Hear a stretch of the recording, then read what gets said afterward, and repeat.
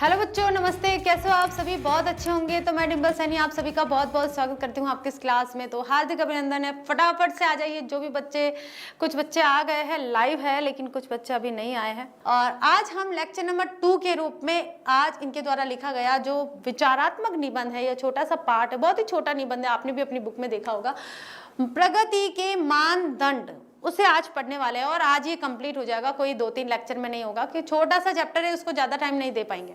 लेकिन आपको एक चीज बता देती हूँ, बहुत ही छोटे से चैप्टर में, बहुत ही छोटे से भाग में बहुत बड़ा सार छिपा हुआ है। सबसे पहले तो हम इसके नाम को ही देख लीजिए, प्रगति के मानदंड। प्रगति क्या होती है? आप प्रगति कर रहे हो, विकास कर रहे हो, आप विकासशील देशों की श्रेणी में आ रहे हो या विकसित होने की तरफ जा रहे हो। जैसे आप घर की बात कर रहे हो, घर में भी आपके पास जो सामग्री थी उससे आप बढ़ाना चाहते हो, आप बहुत ज्यादा अचीवमेंट करना चाह रहे हो, यानी कि आपके पास साइकिल थी, उसके बाद आप स्कूटर लेना चाह रहे हो, उसके बाद आप मोटरसाइकिल लेना चाहते हो, फिर आप कार लेना चाहते हो, फिर उसके बाद में आप उससे बड़ी कार लेना चाहते हो, पहले छोटी ली फिर बड़ी लेना चाहते हो, फिर आप प्राइवेट जेट में घूमना चाहते हो। तो ये सब क्या है? प्रगति है। इंसान क्या कर रहा है? प्रगति कर रहा है, उसका डेवलपमेंट हो रहा है। तो ये डेवलपमेंट जो है, प्रगति जो है, वो किन मानदंडों के आधार पर होती है, कैसे होती है? आप प्रगति किसको कहोगे? कि व्यक्ति के पास तो कार है, रोटी कपड़ा मकान सब कुछ है। वही एक फला व्यक्ति है, जैसे हम मुकेश अंबानी जी की बात करते हैं, तो वो विश्व में मतलब भारत के सबसे अमीर देश व्यक्ति की श्रेणी में आते हैं, तो वो अमीर है, इसका मतलब हमारा भारत देश है वो कभी गरीब हुआ ही नहीं है। ऐसा नहीं होता है। प्रगति के मानदंड इस आधार पर साबित होते हैं कि प्रगति के मानदंड वे कहलाते हैं कि प्रगति उसे कहती है कि एक निश्चित भूभाग में जितनी जनसंख्या रहती है उन सभी को रोटी कपड़ा मकान, इन 3 आपूर्ति, या फिर आजकल और जैसे नई हम संशोधन, हमारी जो विधि है उस विधि के अंदर हम देखते हैं कि रोटी कपड़ा मकान, स्वास्थ्य और शिक्षा और रोजगार, ये अगर किसी व्यक्ति के पास है तो हम प्रगति कर रहे हैं, अन्यथा हम प्रगति नहीं कर रहे हैं। तो प्रगति के मानदंड क्या कहलाएंगे? कि सभी एक समाज में या एक देश में निवास करने वाली जनसंख्या के पास खाना, उसको दोनों समय का खाना उपलब्ध हो रहा है, उसके पास में पहनने के लिए कपड़े हैं, उसके पास में निवास करने के लिए घर है, उसके पास शिक्षा, उसको शिक्षा प्राप्त हो रही है, उसको अगर अस्वस्थ है या अस्वस्थता की अवस्था में उसको चिकित्सा भी उपलब्ध हो रही है, या फिर उसके पास रोजगार भी है, तो ये प्रगति के मानदंड कहे जाएंगे। उसको कहेंगे कि हमारा देश प्रगति कर रहा है। अन्यथा आप अगर देख रहे हो कि कुछ जनसंख्या है जो बहुत आगे बढ़ी है और देश का एक जो भाग है, हम उसको 1/4 भाग कहे या आधा भाग कहे, वो ऐसा भाग है जो ऐसी जिंदगी से जूझ रहा है जिसके पास रोटी कपड़ा मकान स्वास्थ्य शिक्षा और रोजगार उपलब्ध नहीं है, तो क्या हम उसे प्रगति कहेंगे? आप कहीं भी ऐसे रोड पर भी देखोगे तो आपको कुछ ना कुछ कोई लोग ऐसे मिल ही जाएंगे जिनके पास न रहने के लिए जगह है। अभी कुछ दिन पहले मैं एक शॉप्स के वहाँ से गुजर रही थी, जैसे यहीं आ रही थी, अपने ऑफिस आ रही थी, ऑफिस आते समय मैंने एक परिवार ऐसा देखा, साइकिल रिक्शा होता है, देखा होगा आपने भी, साइकिल चलाता है एक व्यक्ति और रिक्शा पीछे की तरफ होता है। उस साइकिल रिक्शा में उसकी फैमिली बैठी हुई थी, 3 बच्चे थे, एक लड़का था 2 लड़की थी, छोटी छोटी थी बिल्कुल। जो बच्चा था वो मात्र 1-1.5 साल का होगा लड़का, और 2 लड़कियां थी, वो एक 4 साल की एक 5 साल की ऐसे थे, और पत्नी थी। उनकी जो कंडीशन आप देखोगे ना उनके पास सही तरह के कपड़े थे, कपड़े इतने गंदे मैले फटे टूटे थे, कहीं कहीं पर धागा मतलब गांठें लगा रखी थी। मतलब आज हम प्रगति की बात करते हैं, आज हम कह रहे हैं कि हमारा देश इतनी उन्नति कर गया है, इतना विकास कर गया है, इतना आगे बढ़ गया है, विश्व गुरु हो गया है। तो इस विश्व गुरु बनने के स्टेप में हम किन किन चीजों को नजरअंदाज करते जा रहे हैं, ये तो हमने देखा ही नहीं। तो प्रगति के मानदंड हमारी मूलभूत आवश्यकताएं होती है। अगर हम हमारी मूलभूत आवश्यकताएं हमारे देश के एक एक व्यक्ति तक, एक एक जन तक, एक एक समुदाय तक पहुंचा रहे हैं, तब तो हम प्रगति कर रहे हैं, अन्यथा हम प्रगति की श्रेणी में अभी नहीं आए हैं। ठीक है, तो ये होता है प्रगति के मानदंड। और इस प्रगति के मानदंड के आधार पर यहाँ पंडित दीनदयाल उपाध्याय जी क्या विचार प्रस्तुत करना चाह रहे हैं वो भी हम देखेंगे। काफी आध्यात्मिक विचार है, काफी आध्यात्मिक तरीके से ये लिखे गए शब्द है यहाँ पर। अब हम बिना देर करे इससे शुरू कर देते हैं प्रगति के मानदंड। तो प्रगति के मानदंड ये कहाँ से संपादित किया गया है? देखिए, सिद्धांत और नीति विषयक उनका एक निबंध है, वहां से ये संकलित किया गया है, संपादित अंश है ये। कि जन्म लेने वाले प्रत्येक व्यक्ति के भरण पोषण की, कि जिसने भी जन्म लिया है उसका भरण पोषण जरूरी है। प्राणी जगत की बात करते हैं, मनुष्य की नहीं, प्राणी जगत की भी बात करते हैं, हम जानवरों में भी बात करते हैं। तो जिसने जन्म लिया है वो कुछ ना कुछ अपना अर्जन कर ही लेता है, खाना पानी जो भी है। जानवरों की बात करते हैं, पक्षियों की बात करते हैं, सुबह उठते ही फटाफट से निकल जाते हैं, रात को आ जाते हैं अपने आशियाने में। ऐसे ही जो जानवर है वो भी अपना कुछ न कुछ, कोई मांसाहारी होता है वो मांस खा के अपना भरण पोषण करता है, जो शाकाहारी होता है वो सब्जी फल पत्तियां, हरी पत्तियां जो भी खा के, पेड़ पत्ते जो भी खा के अपना भरण पोषण करता है। तो यह मनुष्य की बात आती है कि जन्म लेने वाले प्रत्येक व्यक्ति के भरण पोषण की, जन्म लिया है जिस व्यक्ति ने, उसका भरण पोषण बहुत जरूरी है। भरण पोषण का मतलब केवल और केवल खाना देना नहीं है। हमने किसी को खाना दे दिया और भरण पोषण कर लिया, ऐसा नहीं है। वो स्वयं अपना भरण पोषण कर सके, आप अपनी जीविका का उपार्जन कर सके, जीविका कमा सके, जीविका यानी कि आमदनी कमा सके, ऐसा उसको कहते हैं भरण पोषण। हम किसी व्यक्ति को, कोई भिखारी आया है और हमने उसको खाना दे दिया, हमने थोड़े से हमारे जो काम नहीं आ रहे थे वो कपड़े भी दे दिए, चलो, तो वो भरण पोषण नहीं है बच्चों। आया भाई मुझे कुछ काम दो, हमने एक दिन के लिए, हमारे पास कोई बगीचे की सफाई करवानी थी या हमारे घर के बाहर कोई कूड़ा करकट पड़ा था उसको उठवाना है, तो वो हमने काम दे दिया, तो वो भरण पोषण नहीं है। भरण पोषण की परिभाषा अलग है और उसको हम देखते हैं क्या है। तो जन्म लेने वाले प्रत्येक व्यक्ति के भरण पोषण की, उसके शिक्षण की, जिससे वह समाज के एक जिम्मेदार घटक के नाते अपना योगदान करते हुए अपने विकास में समर्थ हो सके, उसके लिए स्वस्थ एवं क्षमता की अवस्था में जीविकोपार्जन की, और यदि किसी भी कारण वह संभव न हो तो भरण पोषण की तथा उचित अवकाश की व्यवस्था करने की जिम्मेदारी समाज की है। किसकी है? समाज की है। समाज करेगा ये काम, समाज करेगा, राजनीतिक दल करेंगे, जो भी हमारी सरकार है वो करेगी, वो ये कार्य करेगी कि एक व्यक्ति जिसने जन्म लिया है उसके भरण पोषण की जिम्मेदारी किसकी है? समाज की है। उसको उसे रोजगार देना है, उसको ही, क्योंकि देखिए समाज है ना कुछ तानों बानों से मिलकर बना होता है। अब आप कहोगे कि मैम ताना बाना क्या है? तो ताना बाना क्या होता है बच्चों? देखिए कि समाज में सब तरह के लोग होते हैं, कोई कुम्हार होता है, कोई बढ़ई होता है, कोई लोहार होता है, कोई जोशी होता है, ठीक है, सारे नाम एकदम याद नहीं आ रहे मुझे। बहुत सारे लोग, जैसे कोई किराने की दुकान चला रहा है तो कोई मटका बनाने का काम कर रहा है, कोई लोहे के सामान बना रहा है, कोई फर्नीचर बना रहा है, या कोई मोची है, कोई कपड़े सिल रहा है, कौन क्या कर रहा है। अगर हम ये सोचे कि मुझे समाज से कोई लेना देना नहीं है, तो क्या आप सारी चीजें अपने आप से उपलब्ध करवा सकते हो? क्या नहीं करवा सकते। हमें समाज में जीवित रहने के लिए, समाज में स्थापित रहने के लिए, एक खुशहाल जिंदगी जीने के लिए समाज के साथ में संपर्क बना के रखना होगा। और समाज के साथ संपर्क बना के तभी रख सकते हैं क्योंकि समाज ही हमारी आवश्यकताओं की पूर्ति करता है।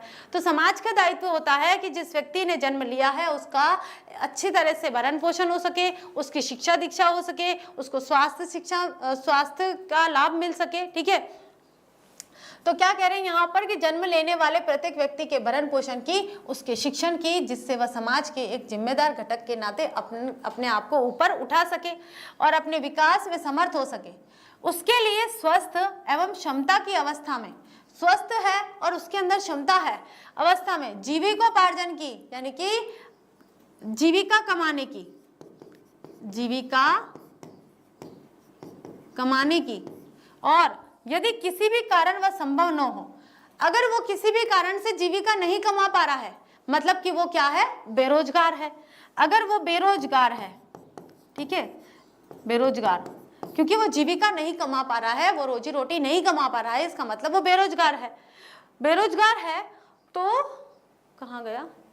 और यदि किसी भी कारण वह संभव न हो, क्या संभव न हो? कि वो जीविका नहीं कमा पा रहा है, तो भरण पोषण की तथा उचित अवकाश की व्यवस्था, या तो भरण पोषण की और उसके साथ में उसको इतना मौका दिया जाए कि वह अपनी जीविका कमाने का कोई साधन जुटा पाए।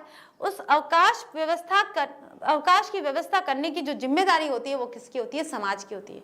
कि समाज को ये देखना है कि कोई व्यक्ति भूखा तो नहीं है भाई, किसी व्यक्ति के घर में हम भी देखें समाज। अभी आप लोग कहोगे कि हम क्यों देखें भाई, ये तो उसकी कमाई होगी, लेकिन क्या जिसके पास कुछ होता नहीं है तो क्या हम उसकी हेल्प नहीं करते, उसकी मदद नहीं करते? किसी न किसी माध्यम से समाज का दायित्व बनता है कि वह सभी को साथ में लेके चले, और यही प्रगति के मानदंड होते हैं। अगर आप समाज में एकता के भाव के साथ रह रहे हो, कोई व्यक्ति है जो जीविका नहीं कमा पा रहा है, कोई कारणवश हो गया है या बीमार हो गया है या उसकी नौकरी छूट गई है, तो उस समय समाज का दायित्व बनता है उसे आगे बढ़ाने का, उसको ऊपर उठाने का, ना कि उसको गिराने का, ना उसको गिरते हुए देखने का।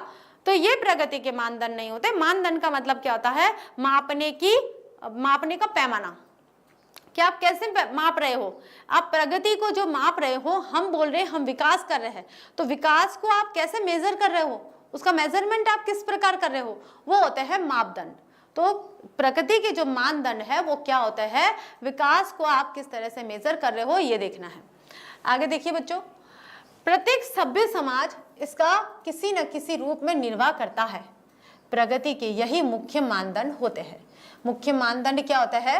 कि समाज अगर किसी व्यक्ति की आवश्यकताओं की पूर्ति करने में समर्थ होता है तो यही प्रगति के मानदंड है, यानी कि आपके देश में प्रगति हो चुकी है, समाज में प्रगति हो गई है, समाज के विचारों में प्रगति हो गई है।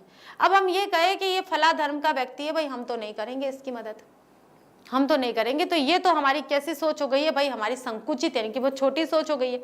तो ऐसी छोटी सोच के साथ आप समाज की प्रगति कर सकते हो या देश की प्रगति कर सकते हो? देखिए, एक देश की प्रगति के लिए क्या स्टेप होता है?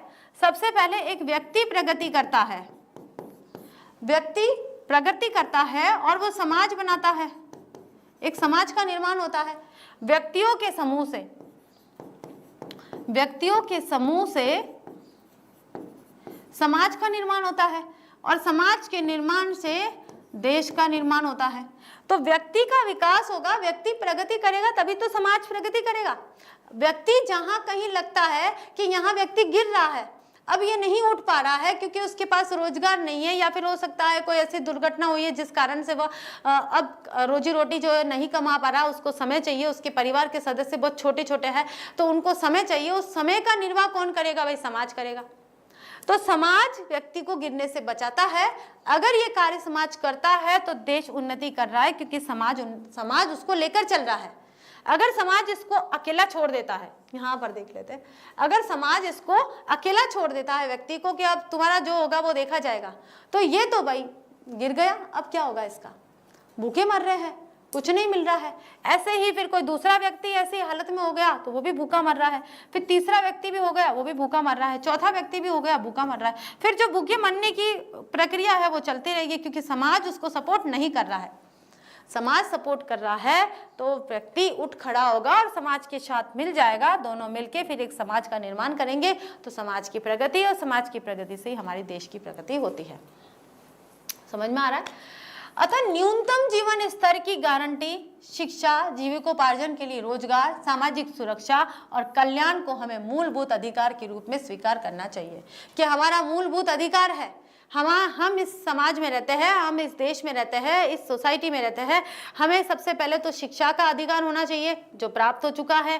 सबसे पहले रोजगार का अधिकार होना चाहिए, वो भी हमें प्राप्त हो जाता है। हमारी एबिलिटी, हमारी काबिलियत के अकॉर्डिंग हमें कोई ना कोई रोजगार मिल ही जाता है। और मनुष्य जो कर्मशील होता है, जिसके अंदर पुरुषार्थ होता है, वह कभी भी ऐसे ही निठल्ला नहीं बैठता है, वो अपने लिए खुद ही कोई ना कोई रोजगार ढूंढ लेता है, जैसी उसकी एबिलिटी, जैसी उसके अंदर क्षमता होती है। ठीक है, तो क्या कह रहे हैं कि एक न्यूनतम जीवन स्तर के लिए, कि एक न्यूनतम यानी कि एक जीवन रेखा, बोलते हैं कि न्यूनतम जीवन रेखा क्या होती है, उस जीवन स्तर के लिए शिक्षा, सबसे पहले तो शिक्षा की गारंटी, जीविकोपार्जन की गारंटी कि जीविकोपार्जन के लिए आपको रोजगार मिलेगा, फिर सामाजिक सुरक्षा का दायित्व कि सामाजिक सुरक्षा भी आपको प्राप्त होगी, और कल्याण के जो लोक कल्याण की जितनी भी योजनाएं हैं वो आपको उपलब्ध होगी। ये कल्याण को हमें मूलभूत अधिकार के रूप में स्वीकार करना चाहिए, ये हमारे अधिकार है। हमें इस संसार में हमने जन्म लिया है तो हमें रोजगार मिलना ही चाहिए, हमें रोजी रोटी मिलनी ही चाहिए, हमें सामाजिक सुरक्षा मिलनी ही चाहिए। हम समाज की तरफ से अगर असुरक्षा महसूस कर रहे हैं तो हम न्यायालय में जा सकते हैं, हम हमारे लिए पुकार कर सकते हैं, हमारे लिए अधिकार मांग सकते हैं। ये सारे अधिकार हमारे पास होने चाहिए। ठीक है, आगे देखिए, अब आता है हमारे पास एकात्म मानववाद। अब एकात्म मानववाद क्या है? ठीक है, हमारी संपूर्ण व्यवस्था का केंद्र मानव होना चाहिए। अब देखिए, चाहे कोई भी समाज हो, हिंदू समाज हो, मुस्लिम समाज हो, सिख समाज हो, कोई भी समाज हो, उसमें कौन होता है जिससे समाज बनता? व्यक्ति, मानव। तो मनुष्य का होना बहुत जरूरी है किसी देश के लिए भी, किसी के लिए भी।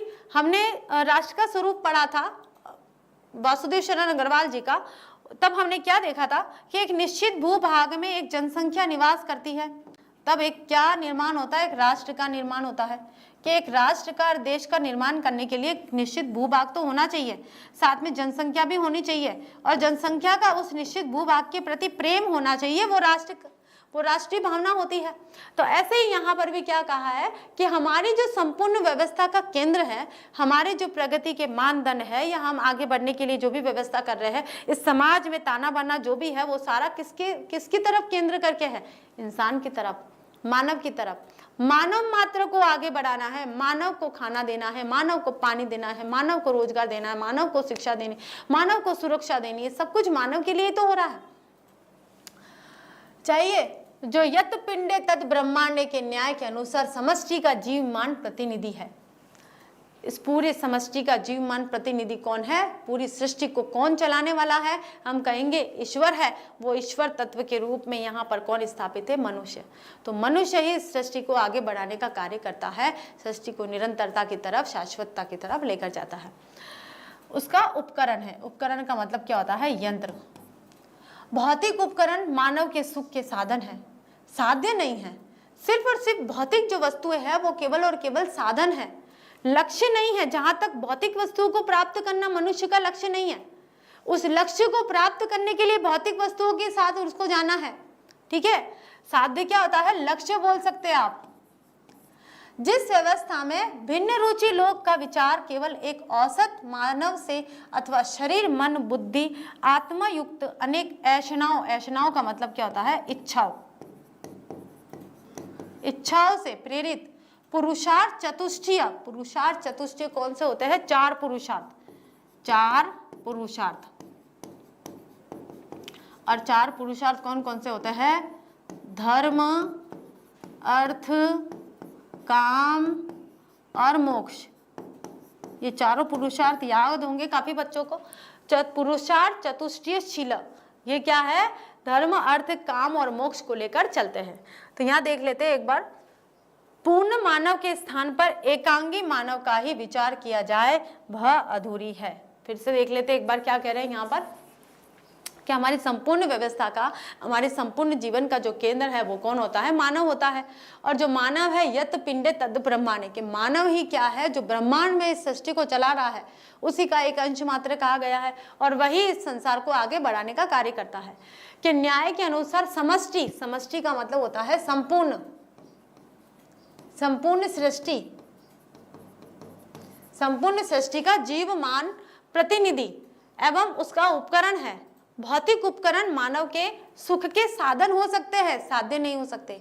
भौतिक उपकरणों को प्राप्त करना उसका लक्ष्य नहीं है, बल्कि भौतिक उपकरणों के माध्यम से लक्ष्य को प्राप्त करना है। ठीक है, जिस व्यवस्था में भिन्न रुचि लोग, भिन्न रुचि यानी कि कोई अलग अलग इंटरेस्ट के लोग होते हैं, अलग अलग विचारधारा के लोग होते हैं, भिन्न रुचि लोग का विचार केवल एक औसत मानव से अथवा शरीर मन बुद्धि आत्मयुक्त अनेक इच्छाओं से प्रेरित पुरुषार्थ चतुष्टयशील पूर्ण मानव के स्थान पर एकांगी मानव का ही विचार किया जाए वह अधूरी है। कि हम ये कहते हैं कि पूर्ण मानव यानी कि संपूर्ण सृष्टि के विकास की बात करते हैं, उसके स्थान पर हम एकांगी मानव के केवल और केवल एक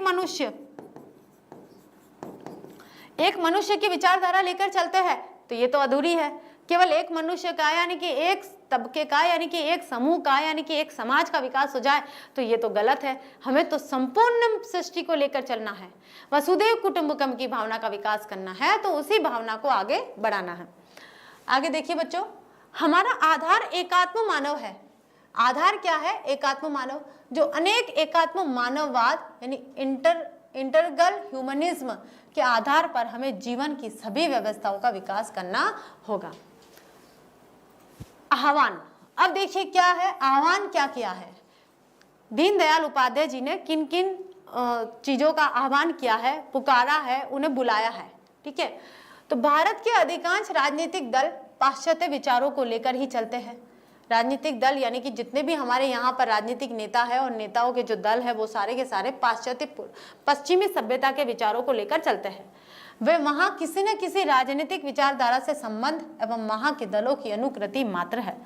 क्या है कि जो पश्चिमी सभ्यता है, पश्चिमी देश जो है, वहां पर जिस जिस प्रकार की पार्टियां हैं, जिस जिस प्रकार की राजनीति चलती है, वैसी वैसी राजनीति वो हमारे देश में चलना चाहते हैं और उस तरह की पार्टियां, और वैसे ही वो यहाँ पर मंतव्य व्यक्त करते हैं, उनकी अनुकरण, उनकी ही नकल कर रहे हैं। अनुकृति यानी कि उनकी ही नकल मात्र है। वे भारत की मनीषा को पूर्ण नहीं कर सकते और न चौराहे पर खड़े विश्व मानव का मार्गदर्शन कर सकते हैं। मनीषा का मतलब क्या होता है? इच्छा। अब ये वाली इच्छा, ये है अभिलाषा। अभिलाषा, भारत की जो अभिलाषा है, भारत के लोगों की जो इच्छा है, उसको पूर्ण नहीं कर सकते। कौन? ये जो हमारे राजनीतिक दल है, जो पश्चिमी संस्कृति का अनुकरण करते हैं, ये भारत के लोगों की जो इच्छा है, उनकी जो अभिलाषा है, उनको पूरा नहीं कर पाते। उनके अंदर इतनी क्षमता नहीं है कि वो पूरा कर सके। और न चौराहे पर खड़े विश्व मानव का मार्गदर्शन कर सकते हैं, न रास्ते पर, चौराहे पर खड़े हैं। चौराहे पे यानी कि जो मनुष्य है, वो मनुष्य भ्रमित होकर खड़े हैं। चौराहे पे खड़े होने का मतलब यह है कि भ्रमित होकर खड़े हैं, उनको राह दिखानी है, लेकिन वो राह नहीं दिखा पाते हैं। चौराहे पे खड़े होके हम चार रास्तों को देखते हैं कि भाई इधर जाना है या इधर जाना है, उधर जाना है या इधर जाना है। चारों रास्तों को ऐसे ही हम गौर करते रहते हैं। हमें कोई मार्गदर्शन नहीं करता है, हमें ये नहीं बताता है कि आपका जो लक्ष्य है वो किस रास्ते पर चलेगा। ऐसे ही हमारे देश के, हमारे समाज के जो राजनीतिक दल है, उनमें इतनी क्षमता नहीं है, क्योंकि वो तो पश्चिमी संस्कृति, पश्चिमी सभ्यता का अनुकरण करते हैं। उनके अंदर इतनी क्षमता नहीं है कि वे हमारे यहाँ पर जो हमारे भारत के लोग हैं, हमारे देश के मनुष्यों की, मानव की अभिलाषाओं को पूरा करें और या उनका मार्गदर्शन करें, उन्हें सही राह दिखाएं। वे तो और भी क्या करते हैं? भ्रमित कर देते हैं। युवा वर्ग को भ्रमित कर देते हैं, जनता को भ्रमित कर देते हैं। क्या कहते हैं और क्या करते हैं। जो कथनी है उस पर भी वे अमल नहीं होते हैं, करनी पे तो बाद में अमल होंगे। उनकी कथनी और करनी दोनों में भी बहुत जमीन आसमान का फर्क होता है। भारतीय संस्कृति के प्रति निष्ठा लेकर चलने वाले कुछ राजनीतिक दल है। अब ऐसा नहीं है कि सारे के सारे राजनीतिक दल पश्चिमी सभ्यता का ही अनुकरण कर रहे हैं।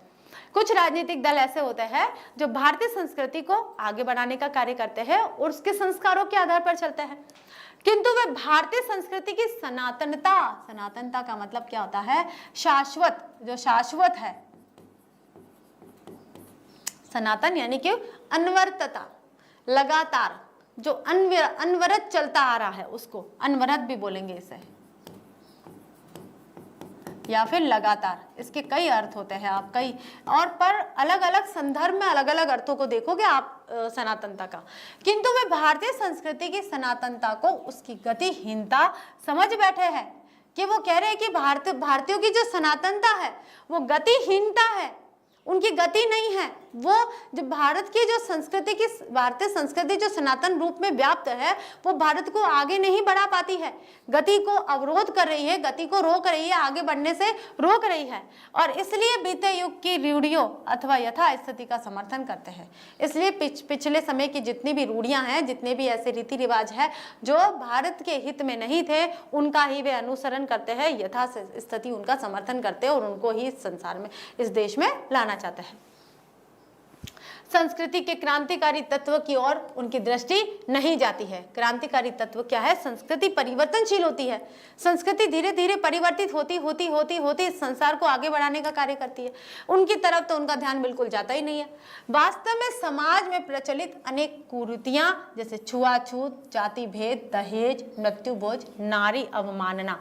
अवमानना क्या होता है? अपमान या फिर तिरस्कार आदि भारतीय संस्कृति और समाज के स्वास्थ्य की सूचक नहीं बल्कि रोग के लक्षण है।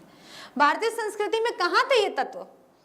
छुआछूत, जातिगत भेदभाव, दहेज लेना, मृत्युभोज, नारी का तिरस्कार करना, ये सब भारतीय संस्कृति में कहाँ थे? लेकिन मध्य युग के समय में जो तत्व हमारी संस्कृति में जुड़ गए हैं, हमारी संस्कृति का अभिन्न अंग बन गए हैं। लोग ऐसे करते हैं, भाई हमारे रीति रिवाज कहते हैं कि तुम भाई दूर रहो छुआछूत के नाम पर। जो अछूत जाति होती है, जो दलित वर्ग होता है, उनको भाई छुओ मत, हमें नहाना पड़ेगा, गंगा जल से हमारा घर धोना पड़ेगा, तुम हमारे घर में प्रवेश मत करो। कौन सी संस्कृति कहती है? हमारी संस्कृति में तो नहीं कहा ऐसा। हमारी संस्कृति में हम पुराण उपनिषद इनकी बात करते हैं, रामायण महाभारत इनकी बात करते हैं, तो यहाँ तो हमें कहीं भी जातिगत भेदभाव दिखाई नहीं दिया है। ये तो मध्य युग की बात है कि अन्य संस्कृति यहाँ आई और अन्य संस्कृति के तत्वों को यहाँ देखा गया और फिर इस तरह के जो तत्व है हमारी संस्कृति में शामिल हो गए और इन्हीं को इन्होंने प्राथमिकता दी है। अपनाया ही नहीं है बल्कि प्राथमिकता दी है, इसलिए ये सारी की सारी बुराइयां आज समाज में व्याप्त हो गई है। जातिगत भेदभाव कहाँ था पहले, अभी हुआ है, तो ये हमारी संस्कृति के पोषक तत्व तो नहीं है। दहेज की बात हमारे यहाँ कब आती थी, कभी नहीं आई है। मृत्यु भोज पता नहीं कब हुआ था, लेकिन धीरे धीरे मध्य युग की जब शुरुआत हुई और वहाँ मृत्यु भोज शुरू हो गया तो फिर शुरू होता गया। अब ऐसी स्थिति है कि आज मृत्यु भोज होगा ही, चाहे आपके पास पैसा है या नहीं, चाहे आप कर्जे में डूब जाए, चाहे आपकी पुश्ते कितनी कर्जे में उस कर्जे को उतारने के लिए चल जाए, लेकिन मृत्यु भोज होना है। और उसमें कोई एक दो व्यक्ति नहीं आते बच्चों, आप सबको पता है, आपके आसपास भी इस तरह के कार्यक्रम हुआ करते होंगे। नारी का अपमान आप देखते हो प्राचीन काल की नारियों के बारे में, अनसुईया, सती, याज्ञवल्क्य, गार्गी, इनको राज दरबार में स्थान प्राप्त था। राजा दशरथ के दरबार में गार्गी को स्थान प्राप्त था। माता सीता की क्या स्थिति थी, और भी बहुत सारी रानियां हैं, या आप द्रौपदी की बात करते हैं, सबको उनको अपने वर का चुनाव करने का अधिकार था। हमारे समय की बात करते हैं, आज के समय में फिर भी लड़कियों को मतलब अपने पति का चुनाव करने का मौका मिल जाता है, वर का चुनाव करने का मौका मिलता है। लेकिन मध्य युग की बात करते हैं, हम कुछ समय पहले की बात करते हैं, आज से कम 15 से 20 साल पहले की बात करते हैं, उनको ये तक हवा ही नहीं लगने देते थे कि भाई आपकी शादी भी होने वाली है, किससे होने वाली है। डायरेक्टली उनको बता दिया जाता था भाई इस तारीख को शादी है। उनको यही नहीं पता हम किसके बंधन में बंध रहे हैं, किसके साथ हमें पूरा जीवन बिताना है। तो ये सब कहाँ से शुरू हुआ, हमारी संस्कृति के पोषक तत्व तो नहीं है। संस्कृति का नाम दे दिया है लेकिन है नहीं। तो आदि भारतीय संस्कृति और समाज के स्वास्थ्य की सूचक नहीं बल्कि रोग के लक्षण है। ये तो क्या है, बीमारियां है। ये हमारे समाज की, हमारी संस्कृति की सारी बीमारियां हैं। छुआछूत, जातिगत भेदभाव, दहेज, मृत्युबोध, नारी अपमान, ये सारी क्या है, बुराइयां है। भारत के अनेक महापुरुष जिनकी भारतीय परंपरा और संस्कृति के प्रति अनन्य निष्ठा थी, इन बुराइयों के विरुद्ध लड़े। अब भारत के कई ऐसे महापुरुष थे। अब यहाँ पर हम महापुरुषों की बात करते हैं, जैसे दहेज के लिए भी कई लड़े थे। इसमें बुराइयों में हम सती प्रथा नाम लेते हैं, पर्दा प्रथा नाम लेते हैं,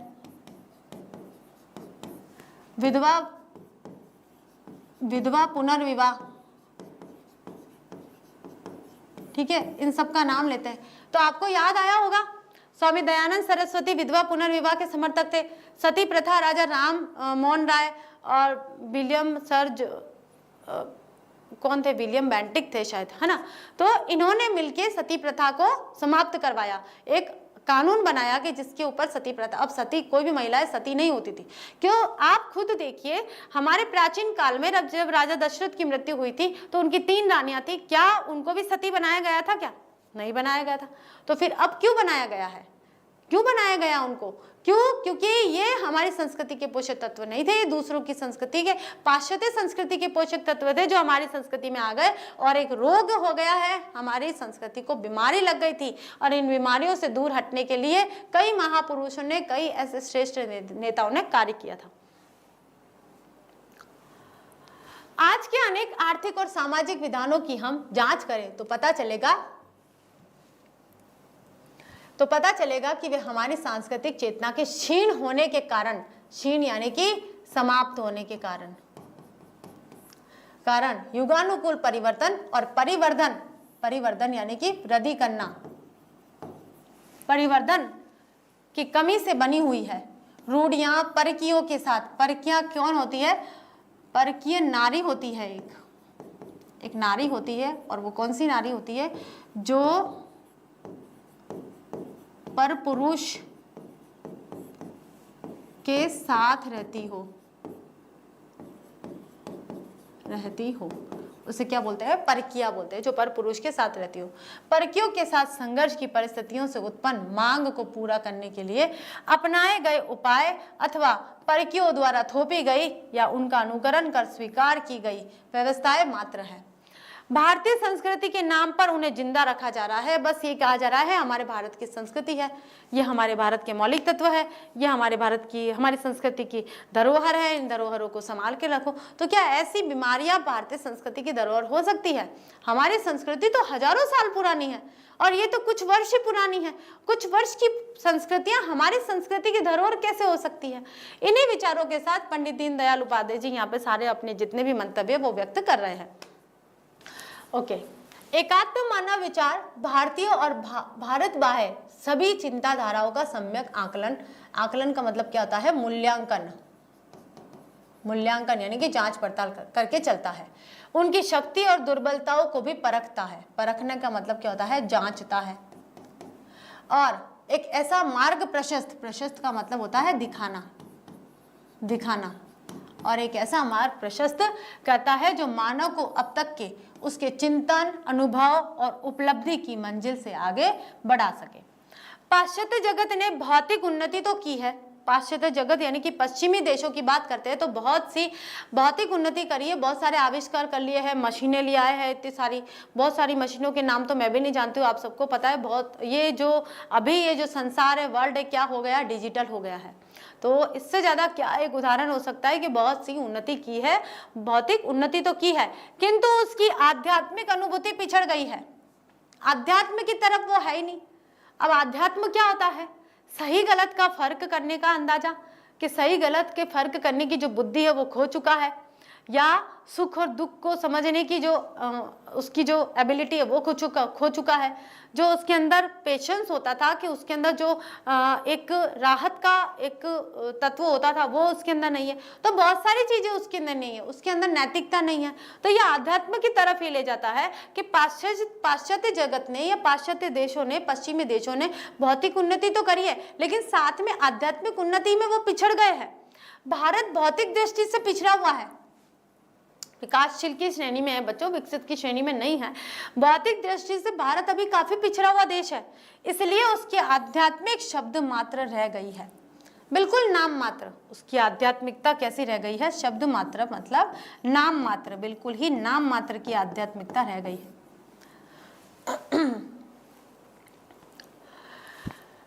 न अयम आत्मा बलहीन लभ्य, अशक्त आत्मानुभूति नहीं कर सकता। अशक्त, जिसके पास शक्ति नहीं है, जिसके पास बल नहीं है, बलहीनेन, बल बिना बल का, बिना बल का, लभ्य प्राप्त, आत्मानम आत्मानुभूति, आत्मा की अनुभूति, न नहीं, जिसके पास बल नहीं है यानी कि अशक्त, अशक्त यानी कि बलहीन, बल यानी शक्ति, और जिसके पास शक्ति नहीं है अशक्त, अशक्त आत्मानुभूति को प्राप्त नहीं कर सकता है। जो अशक्त है, जिसके पास शक्ति है, वही आत्मा को अनुभव कर सकता है, उसकी अनुभूति को प्राप्त कर सकता है। बिना अभ्युदय, अभ्युदय का मतलब क्या होता है, विकास, बिना अभ्युदय के निःश्रेयस की सिद्धि नहीं हो सकती है। अभ्युदय यानी कि विकास, विकास यानी कि उन्नति, ठीक है। बिना उन्नति के आप कल्याण नहीं कर सकते हो। कैसे कर सकते हो, कल्याण का मतलब क्या होता है, भलाई। आप भलाई नहीं कर सकते हो, कर सकते हो क्या, आपके पास कुछ है ही नहीं, कुछ ना आमदनी है, ना पैसा है, ना आपके पास धन दौलत है, ना कुछ खाद्य सामग्री है, तो आप दूसरों का भला कैसे कर सकते हो। जब तक आप स्वयं उन्नत नहीं होगे, जब तक आप स्वयं का विकास नहीं होगा, तब तक आप दूसरों का कल्याण, दूसरों की भलाई, दूसरों पर कृपा कैसे कर सकते हो। तो दूसरों का सहारा बनने के लिए पहले हमें खुद को सशक्त करना पड़ेगा। तो इसलिए कहा गया है, क्या कहा गया कि अशक्त आत्मानुभूति नहीं कर सकता। जिसके पास शक्ति नहीं है वो अपनी आत्मा की अनुभूति नहीं कर सकता है, कल्याण नहीं कर सकता है। अतः आवश्यक है कि बलमुपास्य के आदेश के अनुसार, कि बल की ही उपासना करनी चाहिए, बल की उपासना के आदेश के अनुसार हम बल संवर्धन, संवर्धन का मतलब होता है वृद्धि, बल की वृद्धि करें। अभ्युदय, अभ्युदय यानी उन्नति, उन्नति के लिए प्रयत्नशील हो, यानी कोशिश करते रहे, जिससे अपने रोगों को दूर कर स्वास्थ्य लाभ कर सके। अब रोग क्या, शारीरिक रोगों की बात नहीं करिए, समाज के अंदर जो रोग थे ना, जिसको हम जाति प्रथा, भेदभाव, दहेज प्रथा, मृत्यु भोज, ये सारी जो बीमारियां हैं, इन बीमारियों को कैसे दूर किया जा सकता है, आत्मानुभूति के माध्यम से या हमारी उन्नति के माध्यम से। जब तक हम उन्नति नहीं करेंगे तब हम कल्याण नहीं कर सकते। कल्याण करने के लिए स्वयं की उन्नति, स्वयं का विकास बहुत जरूरी है। तो अभ्युदय यानी उन्नति के लिए प्रयत्नशील हो, यानी हमें कर्म करते रहना चाहिए जिससे अपने रोगों को दूर कर स्वास्थ्य लाभ कर सके, यानी कि जितनी भी बुराइयां हैं समाज में, उन समाज में बुराइयों को दूर करके और उन्हें स्वस्थ बना सके, तथा विश्व के लिए भार न बनकर उसकी प्रगति में साधक और सहायक हो सके। संसार के लिए हमें भार नहीं बनना है कि संसार हमको ढोएगा, वह हमारा पालन पोषण करेगा। हमें स्वयं को इतना सशक्त बनाना है कि विश्व के लिए नहीं भार बने बल्कि उसके सहायक बने, उसको आगे बढ़ाने के लिए हम प्रेरित करें। यह है सिद्धांत और नीति से। कहाँ से लिया गया है? ये सिद्धांत और नीति से लिया गया है। तो देखिए बच्चों, आज हमने यहाँ पर पंडित दीनदयाल उपाध्याय जी का जो चैप्टर है प्रगति के मानदंड, उसको अच्छे से पढ़ लिया है और आई होप आप सभी को बहुत अच्छे से समझ में आया होगा। अगर गद्यांश आते हैं, गद्यांश में से सप्रसंग व्याख्या भी आती है, तो आपको कैसे करनी है ये भी बताया जाएगा। मुख्य जो गद्यांश है वो भी करवाए जाएंगे और इसके जो शब्दार्थ है वो अच्छे से देख लीजिएगा, क्योंकि शब्दार्थ के आधार पर ही आप इसको सॉल्व कर सकते हो। ठीक है, तो बच्चों आज हमने यहाँ पर हमारा जो 5th चैप्टर है वो भी कंप्लीट कर लिया है। नेक्स्ट क्लास में हम इससे जुड़े हुए प्रश्न उत्तर लेकर फिर से हाजिर होते हैं। तब तक के लिए थैंक यू सो मच।